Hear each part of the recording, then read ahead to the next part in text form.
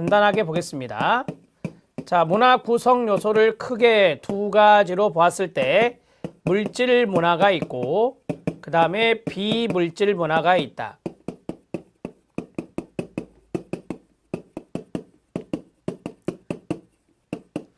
자, 비물질 문화는 다시 두 가지로 제도 문화, 제도 문화는 규범 문화다 이렇게 말했고 그 다음에 관념 문화가 있다.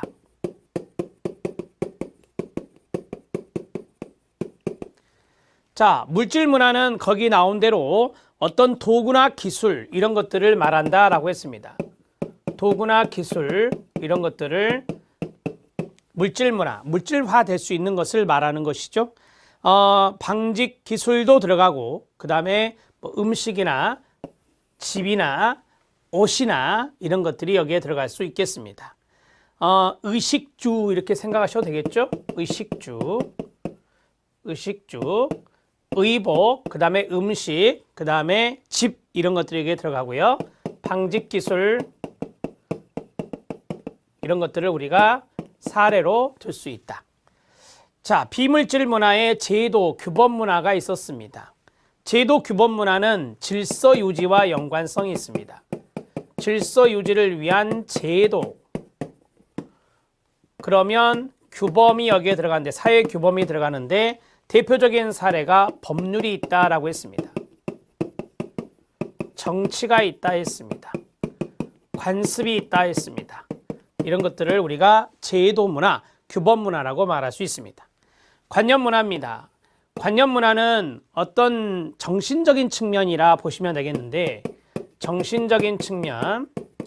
자, 거기 보면 정신적 삶을 풍요롭게 해준다라고 했잖아요. 정신적인 풍요로움. 정신적인 풍요로움을 위한 지식이나 가치 이런 것들을 우리가 관념 문화다 이렇게 말할 수 있다. 이 관념 문화의 사례는 학문이 대표적이다. 철학, 신화 이런 것 등이 바로 관념 문화가 되겠습니다. 이 정도의 노트가 필요합니다. 최근에 출제된 문제를 꼭 확인해 주시기 바랍니다. 자, 사회체계로서의 문화가 있습니다. 바로 여기에 쓰면 됩니다. 사회체계로서의 문화는 거시체계다. 이렇게 말할 수 있고요. 자, 이 거시체계로서 다양한 사회체계들이 있는데, 하위체계들이 있는데 그것들과 상호작용하는 겁니다. 인간은 재반활동을 사회체계 속에 접목하고 문화는 개별 클라이언트에게 영향을 주는 끊어요. 주요 거시체계 중에 하나로서 존재하게 됩니다. 거시체계 안에 어떤 것들이 있냐? 지역사회가 있다라고 했습니다.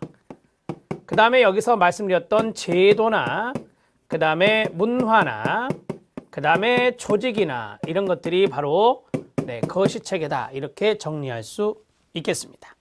자, 문화의 특성 들어갑니다. 인간에게만 있는 창의적인 산물이라 그랬죠. 창조성입니다. 문화는 자연이 인간에게 베풀어준 혜택이 아닙니다. 인간이 스스로 만들어낸 고안물입니다. 창의적 산물이라고요. 창조성입니다. 후천성입니다. 인간은 태어난 후 사회, 사고에서 다른 사람과 상호작용을 하면서 끊어요. 그 사회의 문화를 학습하게 됩니다. 문화학습에 동그라미 치면 됩니다. 이걸 우리가 후천성이라고 말합니다. 축적성입니다. 축적성은 이전 세대에서 다음 세대로 전수하는 거죠. 그걸 축적이라 합니다. 전 세대에서 물려받은 문화를 당 세대는 학습하고 학습한 문화의 내용에 그 세대가 만든 새로운 문화 내용을 첨가하여 다음 세대에게 물려준다. 물려준다 오른쪽에 전수라고 쓰면 돼요. 이게 바로 축적성입니다. 공유성입니다.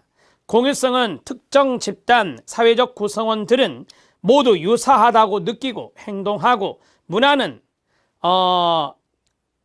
행동하고 표현하며 유사한 생활 습관을 보이게 됩니다. 이걸 공유성이라고 합니다. 예를 들어서 청소년 문화가 있다. 특정 집단은 청소년입니다. 청소년들이 공유하는 문화가 청소년 문화가 될 것입니다. 체계성입니다. 체계성은 제가 거시체계라고 말씀드렸는데 문화는 사회의 다른 부분들과 서로 관련을 맺습니다. 상호작용한다는 겁니다. 하나의 총체적인 체계 속에서 조화를 이루는 방향으로 형성되게 됩니다. 체계라고 하는 것은 바로 상호교류, 상호작용과 연관성이 있습니다. 보편성과 다양성입니다. 문화는 공통점도 있고 차이점도 있습니다. 따라서 보편성은 공통점이 되고 다양성은 차이점이 됩니다. 문화는 공통점과 차이점이 존재합니다. 변동성, 변화성입니다. 뒤에 문화 변형에 대해서 말씀드릴 건데요. 새로운 지식이 첨가가 됩니다. 보급이 되면 그것에 맞추어서 인지된 내용도 달라지고 표현 방법도 변하게 됩니다. 그래서 문화는 변화하는 특징이 있습니다. 그걸 우리가 변화성, 변동성이라고 말합니다. 이상 7가지의 특징을 말씀드릴 때 간단하게 보겠습니다.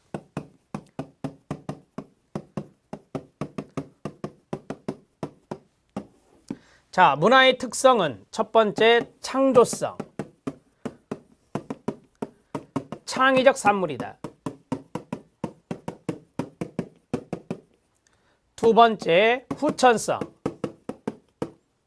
후천성은 학습과 연관성이 있다. 세 번째, 축적성. 이전 세대에서 다음 세대로 전수가 된다. 자, 그 다음에 네 번째, 체계성. 다른 체계들과 문화는 상호작용하는 거시체계다.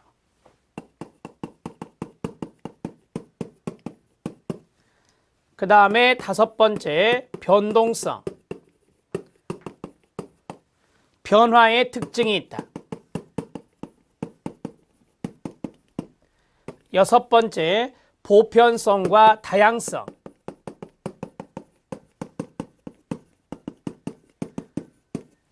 문화의 보편성은 공통점을 말하고 문화의 다양성은 차이점도 존재한다는 것이다. 마지막 일곱 번째, 공유성. 특정 집단 등이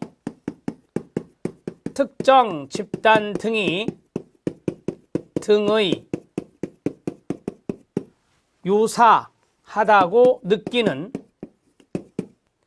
유사하다고 느끼는 것을 공유성이라 한다. 제가 앞에서 청소년을 말씀드렸습니다. 청소년들 사이에서 청소년들의 시각에서 봤을 때 유사하다고 느끼는 부분이 있을 거다. 그게 바로 공유성이다. 이렇게 정리하시면 됩니다.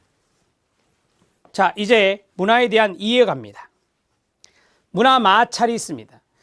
마찰 쭉 읽다 보면 갈등이 보여야 돼요. 갈등의 동그라미. 서로 다른 문화가 접촉하면 역사나 전통 따위, 전통 등의 문화적 차이에 의하여 차이의 동그라미, 사고나 행동 양식에 갈등이 발생하는 현상입니다. 이것을 문화 마찰이라 합니다. 문화 변형입니다. 독립된 문화를 지닌 둘 이상의 사회가 장기간 직접적인 접촉에 의해 끊어요. 한쪽 또는 양쪽의 문화체계의 변화 동그라미, 일어나는 현상을 문화 변형이라고 합니다. 1번 별표, 상이한 문화를 지닌 개인 혹은 집단이 접촉했을 때 당사자의 관계의 성격에 따라 달라질 수 있습니다. 문화 상대주의입니다. 문화 상대주의는 상대방의 문화를 인정하는 겁니다. 다문화주의 아시죠? 다문화주의가 바로 문화 상대성을 인정해야 합니다. 문화의 우월을 결정한다는 것은 밑줄 올바르지 않다는 겁니다. 인류 문화는 이론적으로 진화한 게 아니라 제각기 독자적인 방향으로 발전했기 때문에 가로 문화적 우열을 가릴 수 없다 가로 닫고 이렇게 보는 견해가 문화 상대주의, 문화의 상대성입니다. 이와 좀 다른 게 문화 사대주의입니다. 문화 사대주의는 다른 사회 문화가 자신이 속한 문화보다 우월하다고 믿는다는 겁니다. 그러면 자신의 문화를 업신여기는 겁니다. 그게 바로 문화 사대주의라고 합니다. 1번만 별표. 문화 생태학입니다. 인간 사회가 환경의 동그라미, 환경에 적응하고 변형시키는 방식들에 대한 연구를 의미하는 게 문화 생태학입니다.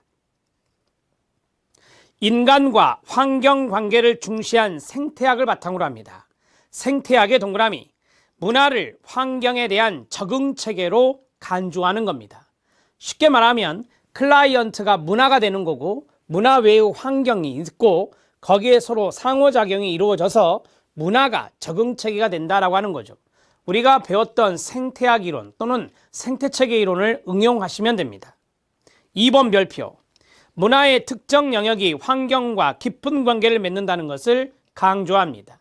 환경이라는 단어가 쭉 들어가 있습니다. 그러면 문화 생태학을 생각하시기 바랍니다. 문화층입니다. 층자의 동그라미요. 층은 여러 수준을 말합니다. 1번 개인이 접하는 가로, 문화의 다양한 여러 수준의 경험, 가로 닫고 이것을 말합니다. 어떤 한 개인이 있습니다. 이 개인은 가족의 문화와 접하고 직장 문화와 접하고 지역사회 문화와 접하고 그 나라의 문화와 접합니다. 이러한 여러 다양한 경험 수준이 있는데 수준의 경험이 있는데 그걸 문화층이라고 한다. 한 개인은 국가, 지역, 종교, 언어, 성별, 사회계층, 조직 등과 같은 다양한 수준에서 끊어요. 문화를 복합적으로 형성함과 동시에 각 수준의 문화로부터 영향을 받게 되는데 그게 바로 문화층이다. 이렇게 말하게 됩니다. 자, 문화에 대한 이해를 간단하게